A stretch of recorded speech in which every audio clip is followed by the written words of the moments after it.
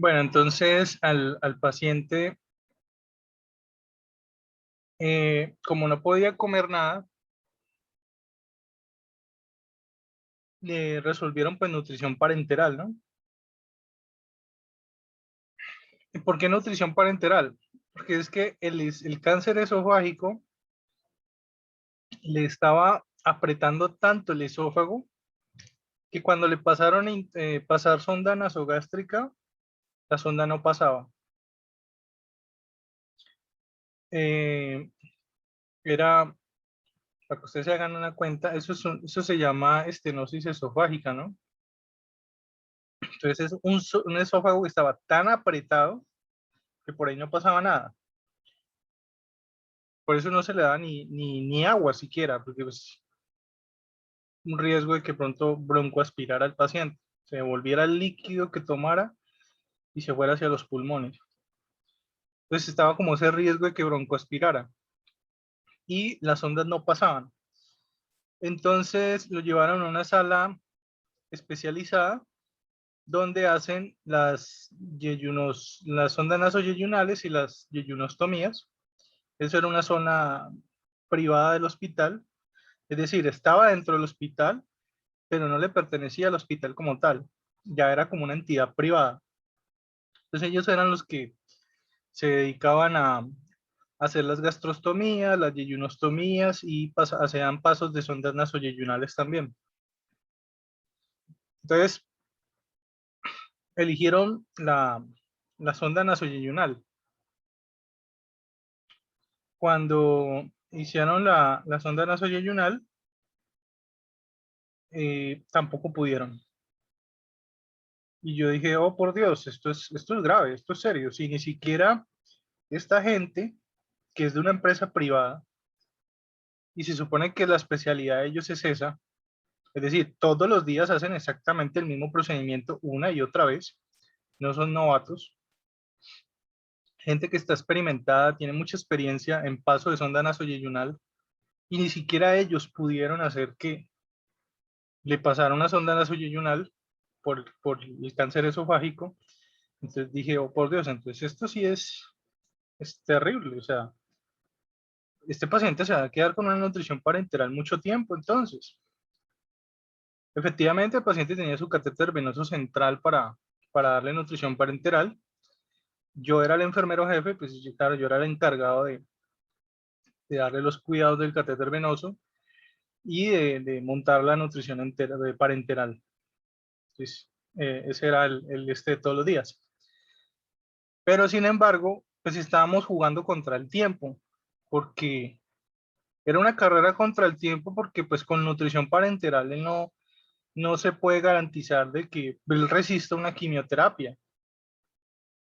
¿Sí? O sea, si no tuviera cáncer, si fuera otra enfermedad diferente, pues hasta de pronto uno no tendría tanto miedo de que el paciente no resistiera y no aguantara con la nutrición parenteral.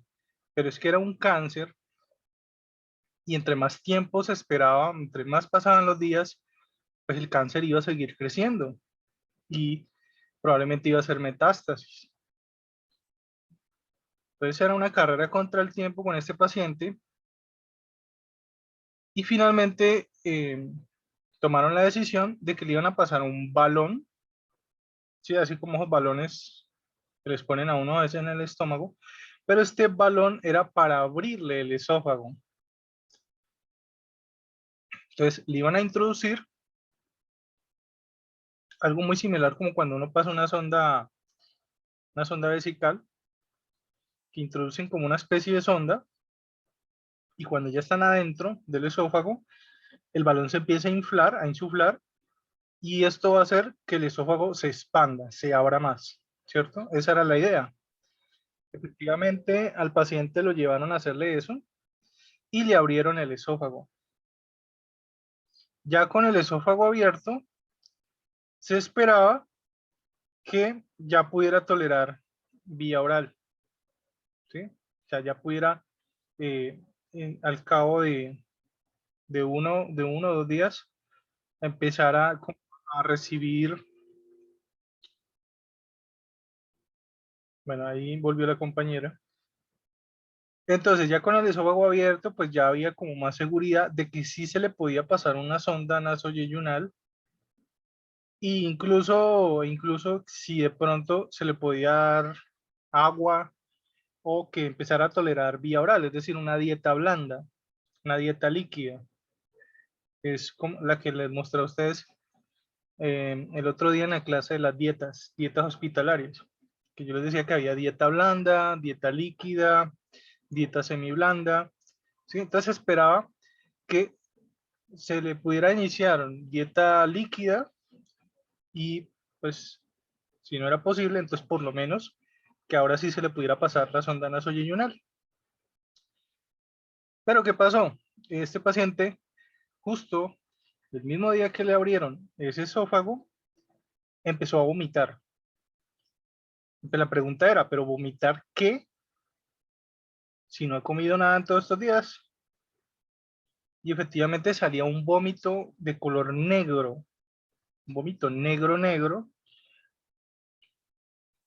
eh, con un olor muy fuerte, un olor muy fétido. Yo creo que es uno de los olores más fétidos que he tenido la oportunidad de oler en toda mi vida. Nos poníamos todos doble tapabocas y aún así el olor era insoportable. El paciente que estaba en la camilla de al lado pidió que por favor lo corrieran porque no, era insoportable ese olor. Y era el vómito, era negro y nosotros pues un color negro generalmente está indicando sangre, ¿no? Sangre, de pronto era sangre vieja que estaba ahí acumulada. Y abrirle el esófago con ese balón fue como abrir la caja de Pandora, ¿no? Abrimos la caja de Pandora porque eso fue como si todos los demonios que el Señor tenía adentro salieran. Era un vómito negro, fétido y abundante, porque es que tampoco era pequeño. Me dijera, no, es que es poca cantidad, no, era abundante vómito. Y por ahí alguien dijo, es posible que el paciente broncoaspire. Claro, eso de una nos puso a bailar porque nos dijimos, este paciente de pronto de verdad nos va a broncoaspirar porque es que el vómito es abundante. Incluso se sospechaba que el vómito incluso tuviera heces fecales, porque es que él no había tenido nada de alimentación en todos esos días. Todo fue por nutrición parenteral. Entonces, ¿vómito de qué? Si no había comido nada por vía oral. Entonces se sospechaba que incluso habían heces fecales en ese vómito. Así de fuerte era el caso de este señor. Y era complicado y se veía que había quedado incluso más débil en el momento en que le abrieron el esófago con ese balón, porque antes de que le pasaran el balón, yo hablaba con él te conversaba, tú le hacías preguntas, él te respondía, normal, era uno de los pacientes con los que yo más hablaba. Y le pusieron ese balón gastroesofágico y el paciente ya no quería hablar, ya estaba tan débil y se veía en la respiración que estaba agotado, agotadísimo. Eso le causó un estrés, supongo yo, al paciente. Y pasó 1 o 2 días y seguían los vómitos y nosotros seguíamos con eso pensando, bueno, pero ¿por qué y de dónde es este vómito? Porque es que todo ha sido por vena, todo el manejo de él ha sido endovenoso, entonces si era vómito con sangre, ¿sí? Era una hematoemesis, ese es el nombre, una hematoemesis. Y pues el riesgo era que en cualquier momento el paciente nos broncoaspirara. Efectivamente, llegó como al segundo día, el paciente broncoaspiró. Él ya tenía, para ese momento ya tenía oxígeno y era un paciente que nunca había necesitado de oxígeno. Y ahora ya tenía mascarilla porque ya se estaba desaturando el paciente, ¿sí? Ya tenía desaturación, estaba saturando menos de 90. Entonces ya le habían puesto mascarilla, le estábamos dando, no recuerdo si era 2 litros por minuto. estábamos dando 2 litros por minuto, entonces tenía, pues tenía su FIO2 mucho más alta de lo normal, ¿cierto? Esto con el objetivo de que el paciente después no se le fuera a bajar la PaO2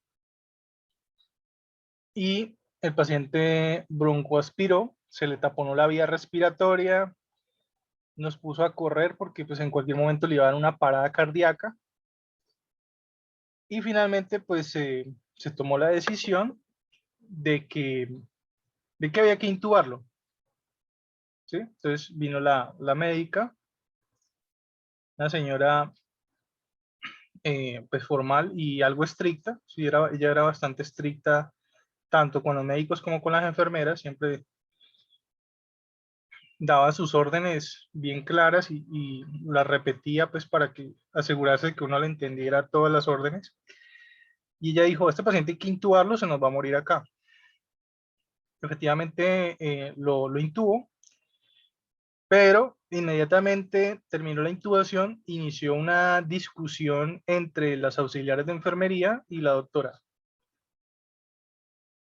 Yo ahí no me metí en la discusión porque sabía que ambos tenían sus argumentos. Segundo, porque yo también ya estaba agotadísimo. Mis turnos generalmente eran de 7 a 1 y ese día recuerdo que terminamos, para cuando terminamos de intubarlo ya eran las 7 de la noche. El paciente inició a broncoaspirar como a las 5 de la tarde. Y ese día precisamente me había quedado varias horas extras porque pues a mí ningún otro jefe me recibía turno a mí. Entonces normalmente yo me estaba yendo todos los días hasta las 3 de la tarde. No recuerdo por qué fue que me terminé quedando de más. Creo porque tenía que montar transfusiones de sangre. Y a las 5 de la tarde el paciente empezó a broncoaspirar, pues tocó pues, apoyar a la doctora en la intubación. Ya como ya se acercaban las 7 de la noche y ya estaban llegando los auxiliares que recibían el turno de la noche. Entonces se inició una discusión entre la doctora y la médica porque, a ver, un paciente intubado necesita eh, estar monitorizado todo el tiempo, necesita tener todo este aparato que asegura que le llegue una buena oxigenación al paciente y garantice una buena ventilación del paciente. Y nosotros no teníamos nada de eso. Éramos una sala de pacientes prequirúrgicos y postquirúrgicos. No teníamos ni monitores, ni equipo de soporte de oxigenación. O sea, si teníamos una bomba de infusión, eso era un milagro. Porque a veces tocaba incluso ir a buscar las bombas de infusión porque las pedían prestadas o a veces uno las prestaba y era un dolor de cabeza eso siempre. En este paciente no, porque como él tenía nutrición parenteral, su bomba de infusión estaba asegurada. O sea, sí o sí, esa bomba de infusión sí iba a quedar ahí todo el tiempo. ¿Ya? Pero, por ejemplo, muchas veces no había un desfibrilador, no había aparato para tomar electrocardiogramas, se había dañado, tocaba pedirlo prestado a urgencias y decían, no, los auxiliares no pueden pedir eso prestado, tiene que ir el jefe. Entonces me tocaba a mí bajar al primer piso, pedirlo prestado. Bueno, era una cosa de locos, pero así pasa con los hospitales públicos. O sea, muchas veces no hay equipo, no hay materiales, y uno tiene que suplir esas deficiencias. Entonces, no había electrocardiograma, no había carro, bueno, sí había carro de paro, lo que no había era desfibrilador. Entonces, igual tocaba pedir el desfibrilador de otra sala y eso era tiempo que uno perdía muchas veces. Pero entonces aquí lo grave era que no teníamos nada de esto y el paciente tenía un tubo en la tráquea. Entonces alguien tenía que garantizar que le llegara ventilación a ese paciente que tenía ese tubo en la tráquea. Entonces, ¿qué tocó hacer? Tocaba conectar el tubo que tenía el paciente y conectarlo a un dispositivo de estos. ¿Eso qué implica? Que alguien se tiene que quedar aquí haciendo las ventilaciones con la mano. Y como no hay ningún aparato de estos, esa persona se va a tener que quedar ahí toda la noche. Y los auxiliares sabían eso. No sé, seguro ya les había pasado antes. Para mí era la primera vez y yo estaba, como que no caía en cuenta yo, pero ellas sí me hicieron caer en cuenta. ¿Quién se va a quedar aquí dándole ventilaciones a este paciente toda la noche? Porque esa era otra, no había cupo en UCI. No había ni un cupo en UCI, no había camas de UCI. Entonces, ¿quién se va a quedar toda la noche haciendo este soporte ventilatorio al paciente? Las auxiliares de una dijeron, nosotras no lo vamos a hacer. Inmediatamente la doctora respondió, y entonces ustedes lo van a dejar morir. Entonces esa era la discusión, ¿no? La discusión era, ¿quién se va a quedar aquí pegado a esto toda la noche? O sea, estamos hablando de 7 de la noche a 7 de la mañana. Son 12 horas. Son 12 horas que te vas a quedar aquí bombeando, ¿cierto? Y, y pues nadie quiere eso, ¿no? Lo otro es que allá en el hospital, normalmente en los turnos de la noche se estaban dejando de a 3 auxiliares, porque había un déficit de auxiliares enorme. Habían renunciado 2, habían 2 incapacitados y habían 2 que habían pedido sus vacaciones porque se les debían vacaciones como de hacía 2 años. Entonces no podían esperar un tercer año porque creo que hay una ley que dice que después de 2 años ya no te la reconocen. Entonces yo ahí tenía un hueco de 6 auxiliares. 2 renuncias, 2 incapacitados y 2 en vacaciones. Entonces la opción que me dieron desde la coordinadora de enfermería fue, para los turnos de la noche dejé 3 auxiliares. Entonces era 3 auxiliares de enfermería para una sala de 40 pacientes, 20 camas de hombre, 20 camas de mujeres. Entonces, ¿cómo pretenden que se quede un auxiliar de enfermería haciendo esto toda la noche? Eso dejaría que de las 3 auxiliares, una se quedara en eso y las otras 2 se dividieran la sala. Y las auxiliares protestaron. ¿Cómo nos van a dejar a 2 auxiliares para una sala de 40? Nos tocaría a una por cada 20 pacientes y eso no está permitido, eso ni por ley ni por nada se puede dar que una sala de 40 pacientes la manejen 2 auxiliares. Entonces ya desde un principio dijeron, nosotras no lo vamos a hacer, consígase a alguien más. O consígase una cuarta auxiliar de enfermería y ahí sí. Pero el resto no lo vamos a hacer. Entonces la médica decía, entonces, a ver, ¿y ustedes qué sugieren? ¿Que dejemos morir al paciente y ya?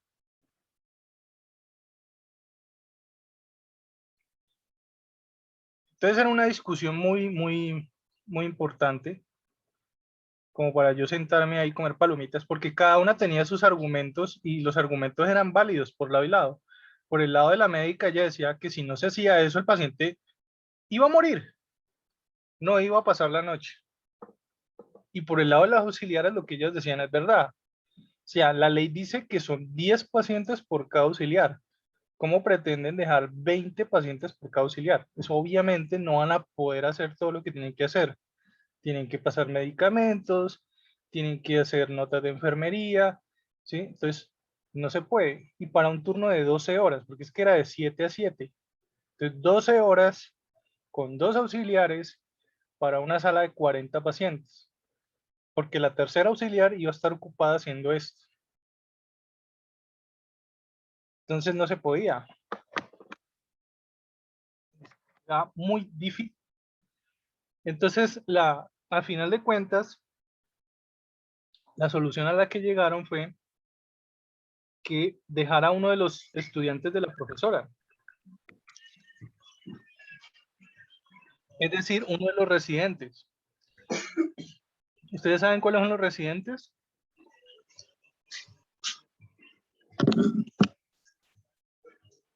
Son los médicos que están, los estudiantes de medicina que se acaban de graduar, que están haciendo como sus años de rural, ¿sí? Entonces hay R1, hay R2, e incluso en algunas especialidades creo que hay hasta R3, que ya van en el tercer año y pues obviamente saben más. Un R3 sabe más que un R1 porque tiene más experiencia, ya ha visto más casos, ¿ya? Entonces, eh, este paciente quedó a manos de uno de los residentes, creo que eran 2 residentes por piso, y pues eso iba a tener ocupado al residente y el otro residente iba a tener que suplir lo del otro. Entonces, efectivamente, yo llego al otro día a las 7 de la mañana y ahí estaba el residente. Le habían pasado una butaca de madera, pero no, él estaba de pie. Y yo le pregunté y le dije, ¿en serio se le tocó solo toda la noche y nadie te vino a relevar? Y me dijo, no, yo estaba aquí toda la noche. Me dijo, jefe, mi mano ya se mueve sola, por inercia. Claro, porque es que tú tienes que apretar con la mano y luego soltar. Y sigues apretando y sueltas, apretas y sueltas, simulando la respiración. Entonces él decía que ya su mano se movía por inercia. Yo le dije mis respetos, mi admiración, pues porque se quedó 12 horas haciendo exactamente lo mismo. 12 horas, era de 7 de la noche a 7 de la mañana. Y a las 7 de la mañana estaba él ahí de pie. Y todo eso porque no había cupo en UCI, no había en camas de UCI. ¿Ya? ¿Qué pasó con el paciente? Sí, lamentablemente el paciente sí falleció después. Se descompensó totalmente. Por eso vuelvo y lo digo, haberle abierto ese esófago apretado fue como haber abierto una caja de Pandora. Fue como si todos sus demonios internos hubieran salido. Nunca se le pudo iniciar quimioterapia, porque vuelvo y lo digo, estaba muy débil. Nunca se le pudo iniciar la quimioterapia. Eh, Todo el manejo nutricional que se hizo con él fue por nutrición parenteral. Y pues esto es lo que pasa cuando tú intubas a un paciente y no hay este equipo para monitorizarlo, vigilarlo, no tiene el dispositivo para asegurar las ventilaciones y las respiraciones. Cuando no hay nada de esto, toca esto, ¿sí? Entonces, ese es uno de los grandes problemas de intubar a un paciente que, que no está en UCI, ¿sí? Por eso es que paciente intubado, ténganlo por seguro que es un paciente de UCI, o por lo menos de UCIN, que es cuidados intermedios, ¿ya? Entonces, volviendo acá al tema, cuando se tiene una herida bastante profunda, entonces se debe pues aplicar esa compresión y ahí se le dan varias vueltas para hacerle presión en esa zona de la herida. Entonces, ese es el vendaje compresivo. Muchas veces no se van a tener apósitos, habrán situaciones donde no se tenga el equipo suficiente para manejar este tipo de heridas. Y pues la historia que les acabo de contar era porque me acordé de esa historia y yo les decía, tú no te vas a quedar ahí pegado manejando una herida, ¿cierto? Nadie se va a quedar ahí pegado en una herida y haciéndole presión con un apósito, porque entonces va a requerir, vas a tener un hombre menos, ¿sí? Un enfermero menos ahí ocupado haciendo presión. Y por eso me acordé de la historia, porque era tener, ese día fue la discusión, fue esa. Si se queda una enfermera haciéndose soporte ventilatorio, va a ser una enfermera menos para trabajar ahí con los pacientes. Y obviamente las enfermeras se enojaron y empezó la discusión ahí la doctora con las auxiliares. Yo estaba que me sentaba con palomitas a ver al final, a ver en qué acuerdo se llegaba. Pero sí, ambas partes tenían razón, la verdad. Ella desde el punto de vista médico, porque pues, si no se hacía, el paciente se iba a morir. Y ella desde el punto de vista de la sobrecarga de trabajo. Les quedaba demasiado sobrecargado, ¿no? Dejar 2 auxiliares para 40 pacientes es inaudito. Entonces aquí es lo mismo. Aquí es la misma discusión. ¿Quién se va a quedar haciéndole presión sobre una herida a un paciente todo el tiempo mientras se lo lleva en ambulancia, mientras llega al hospital, ¿cierto? Nadie se va a querer quedar ahí haciendo presión en una herida. Y pues tampoco le podemos decir al paciente, uy, señor, sosténgase usted su pedazo de herida, ¿no? Pues no lo va a hacer bien. Entonces alguien se tiene que quedar haciéndole presión en esa herida y por eso se inventó este tipo de vendaje.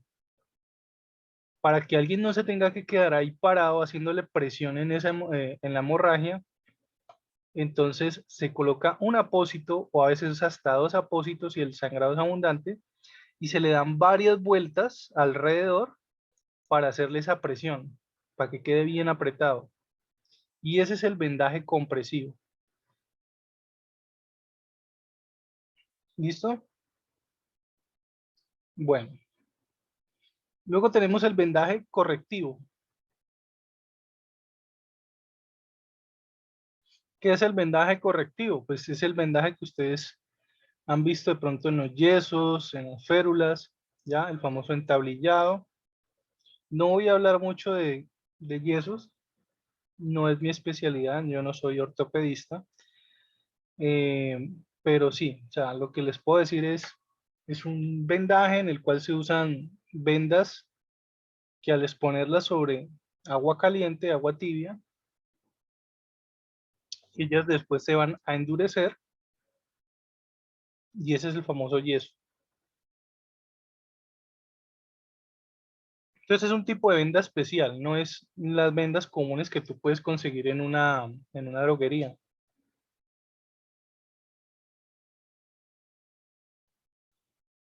Bueno, y el vendaje contentivo, que este es el más común de todos. Ya vimos que compresivo era para las hemorragias, para las heridas, correctivo para las fracturas, que son los yesos, y este es el otro tipo de vendaje, el vendaje contentivo. Miremos acá unas imágenes.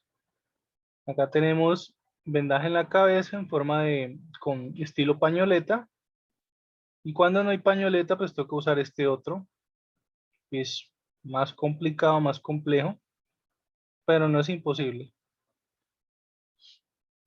Eh, entonces, el vendaje contentivo sirve para los otros usos que hemos visto, mejorar la circulación venosa, ayudar a la eliminación de un edema, favorecer, digamos, la recuperación después de un esguince, de una luxación, para brindar calor, soporte, ¿sí?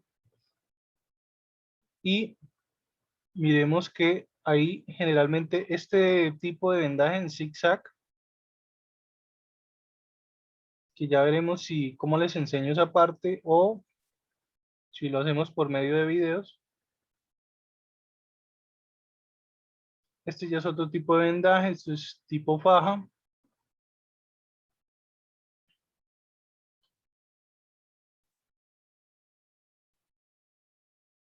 Miren que hay un tipo de vendaje donde no se cubre las articulaciones y hay otros que sí. Por ejemplo, aquí no se venda el talón, hay otros donde sí se venda el talón. Ya depende de cuál es la necesidad. El procedimiento general, pues el que siempre hemos visto, lavarnos las manos, inspeccionar la piel, y limpiar el área donde se va a vendar. Si la venda es de tipo adhesiva, entonces se aplica la tentura de Binjuy. Se debe colocar al paciente en una posición cómoda y relajada, colocar en posición funcional la región que se va a vendar y ubicarse de frente a la región donde vamos a hacer el vendaje. Mantener el rollo o el cuerpo de la venda hacia arriba de la superficie que se está vendando y siempre se iniciará el vendaje por la parte más distal, eso ya lo habíamos dicho, de la parte más distal hacia la parte más proximal y comenzamos el vendaje con 2 o 3 vueltas circulares para fijar. Ojo, esas 2 o 3 vueltas iniciales son suaves, son flojas, no son apretadas. Las primeras 2 o 3 vueltas, ¿a qué hago referencia con eso de las primeras 2 o 3 vueltas? A ver, vamos por acá. Supongamos que vamos a ver dónde hay una imagen de una buena pierna aquí. Un modelo de piernas. Suponiendo que vamos a vendar de aquí de esta parte, toda esta parte de la pierna, ya sabemos que vamos de la parte más distal a la parte más proximal.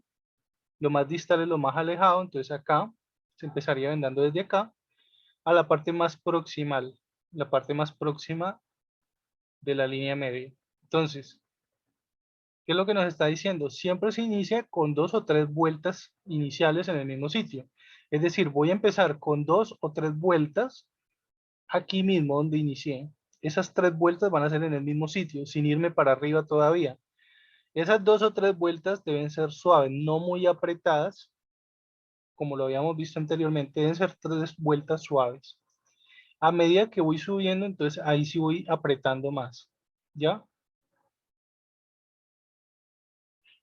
Y ya para la última vuelta, ya para finalizar, se hacen también 2 vueltas y se fija con los ganchos o si no tengo los ganchitos que vienen en el empaque, vuelvo y lo digo, se usa esparadrapo.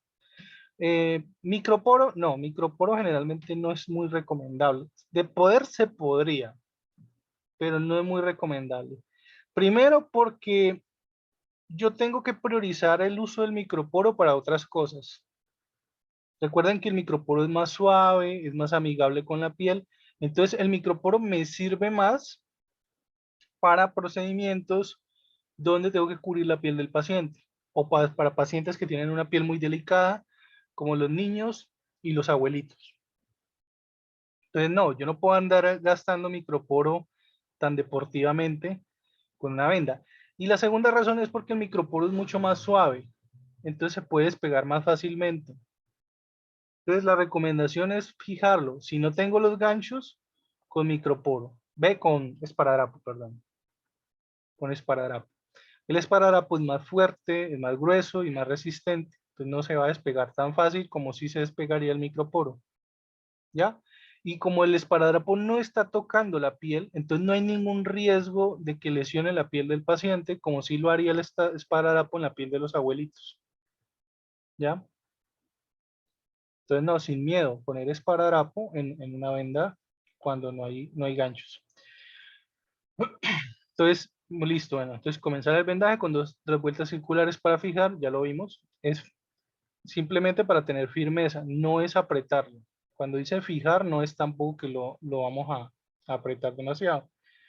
Iniciar con 2 vueltas para fijar, pasar el rollo de la mano izquierda a la mano derecha con un ritmo rápido mientras se realiza el vendaje, es decir, se venda en sentido izquierda-derecha y se continúa el vendaje de tal manera que la vuelta siguiente quede superpuesta sobre la mitad de la vuelta anterior. Bueno, aquí sí, aquí hay algo, pues puede haber algo de controversia porque algunas guías dicen que cubra 2 tercios de la vuelta anterior. Aquí dice sobre la mitad de la vuelta anterior. ¿Qué quiero decir con eso? Eh, por ejemplo, a ver, busquemos una donde diga un vendaje bueno, bueno y bonito.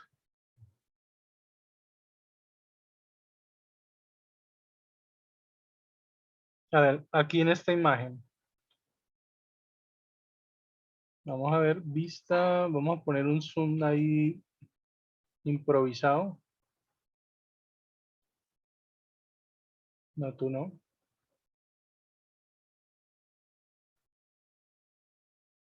Ah, no se puede agrandar más, dice.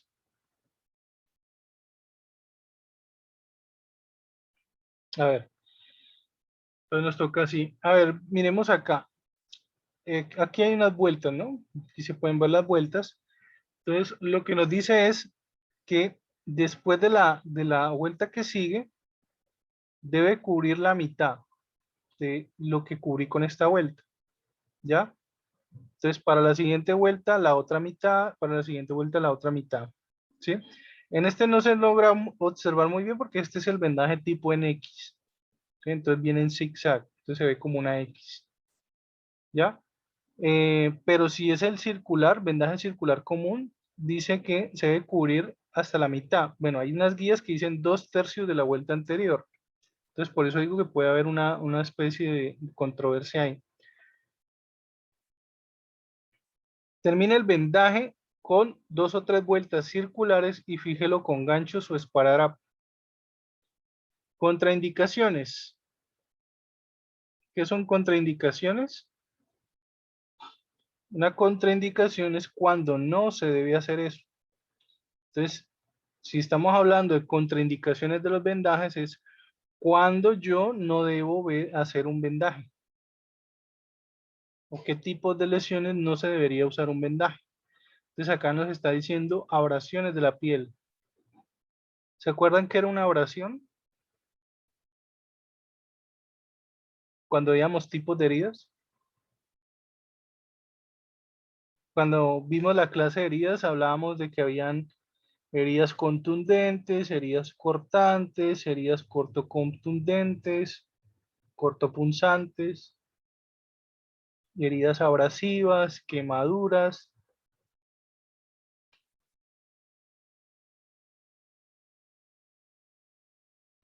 ¿Cuáles eran las abrasivas?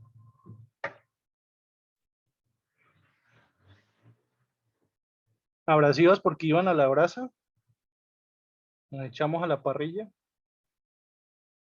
No, abrasivas, yo les decía, es cuando hay una fricción, ¿no? Son heridas causadas por fricciones.